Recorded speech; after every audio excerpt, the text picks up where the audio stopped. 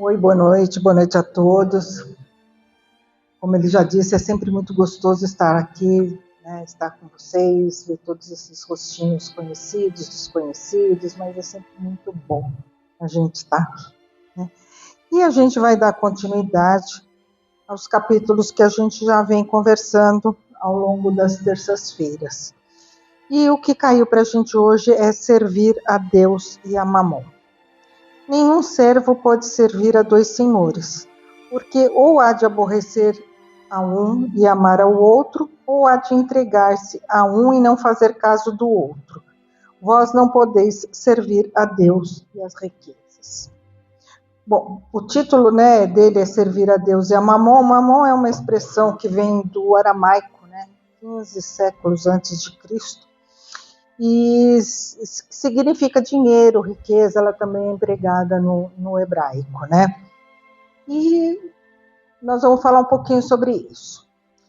Quantos de nós já não ouviu dizer assim, a riqueza é a pior provação, porque a riqueza traz muitas coisas, porque tudo é ruim, é bom pela riqueza, mas é ruim porque nos traz empecilhos, né? E aí a gente começa a pensar, poxa, Deus não ia colocar para a gente, para o mundo, coisas que iriam, de alguma forma, já especificamente, atrapalhar a nossa evolução, a nossa reencarnação. Jamais, né? Deus é a perfeição, Deus é justo, Deus é bom. Então, como é que ele ia dizer, né, colocar a riqueza como um empecilho para a nossa evolução, que é o que se fala muito, né? Não faz sentido. Então a gente começa a pensar um pouquinho, né, sobre o que o que são as grandes riquezas, né? As grandes riquezas, elas têm que existir para que as coisas, o progresso aconteça, para que as coisas se impulsionem, para que haja pesquisa, para que haja educação, para que haja saúde, né?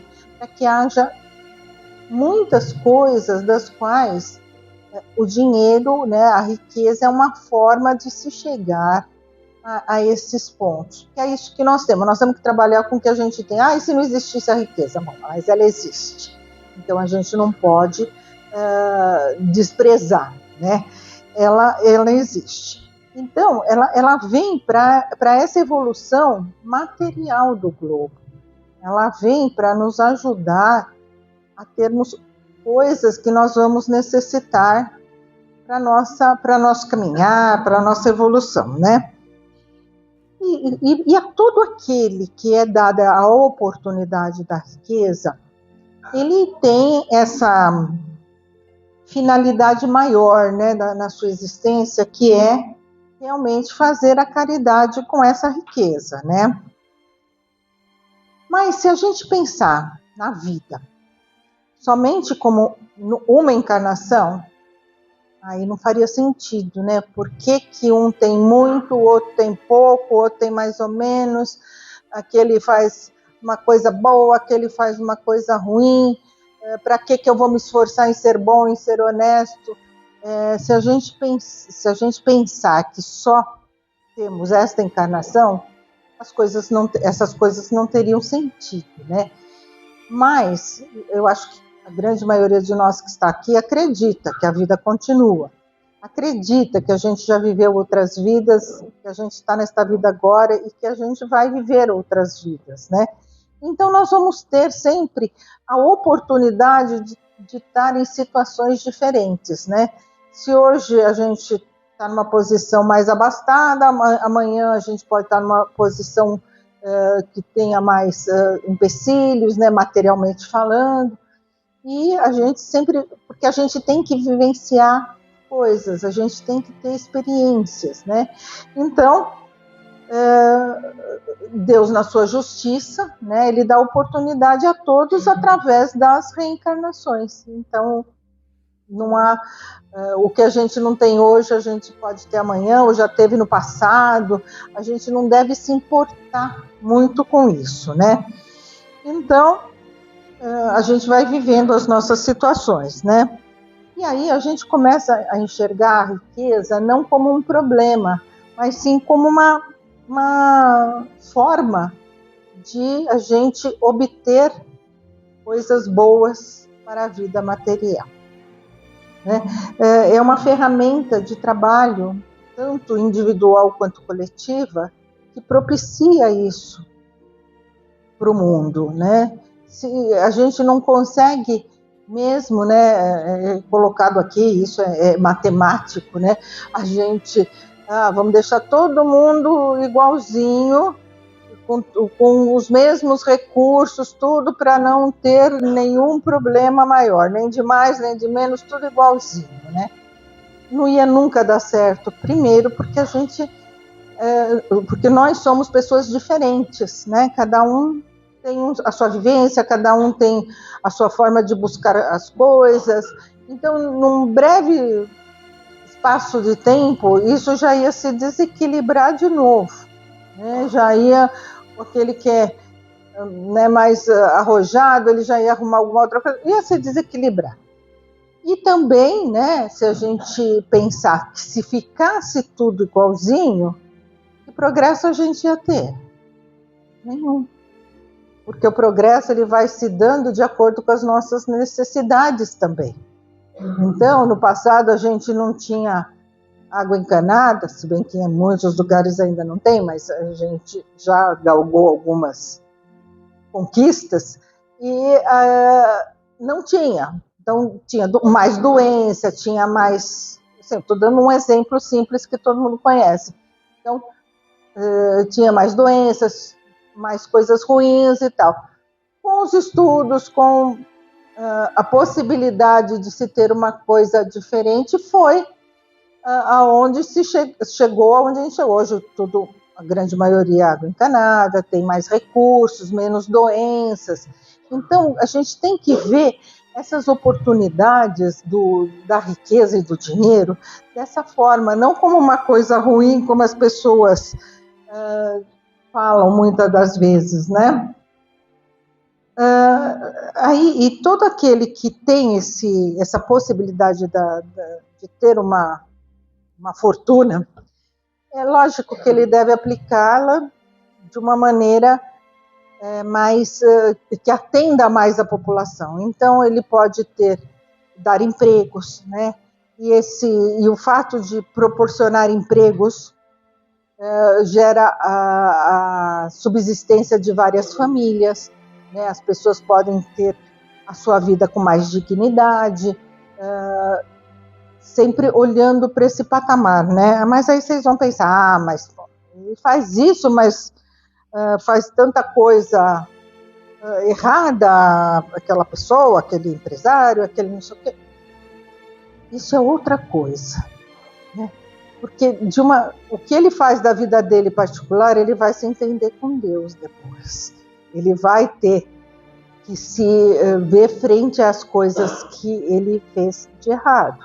Mas, ao mesmo tempo, ele proporcionou algumas outras coisas para as pessoas que necessitavam disso. Necessitavam de emprego, necessitavam de estar ali, né, trabalhando e batalhando, e outras coisas mais, né?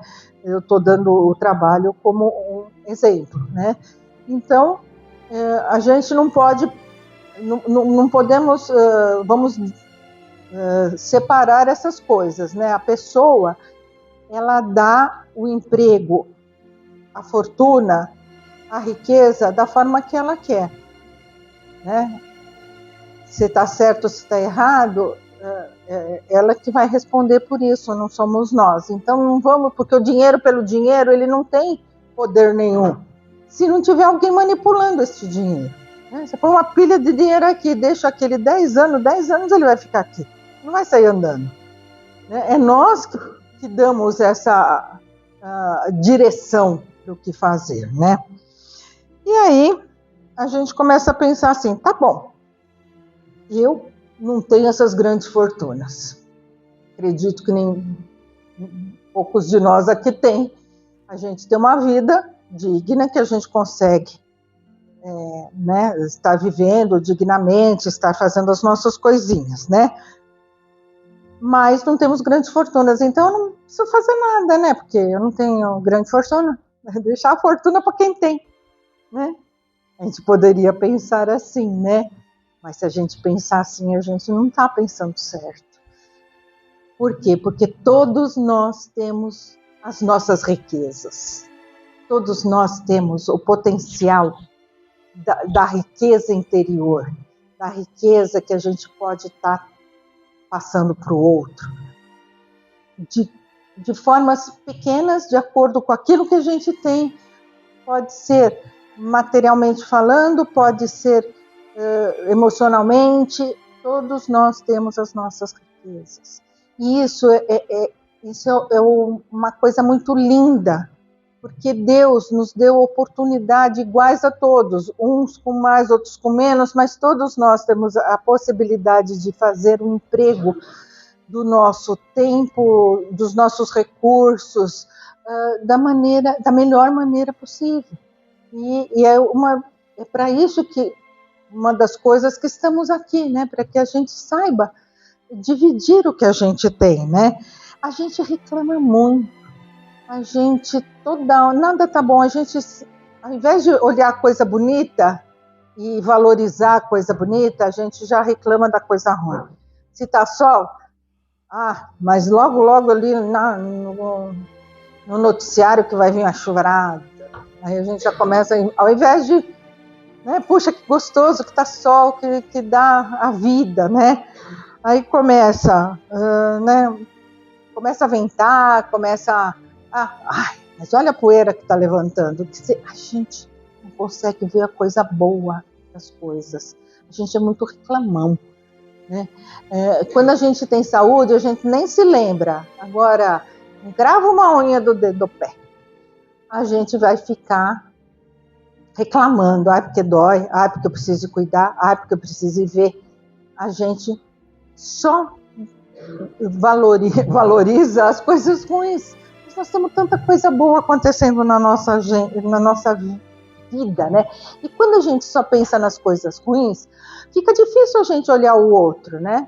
A gente nem lembra que a gente tem alguém do nosso lado. Vizinho, um amigo, um companheiro de trabalho, a família.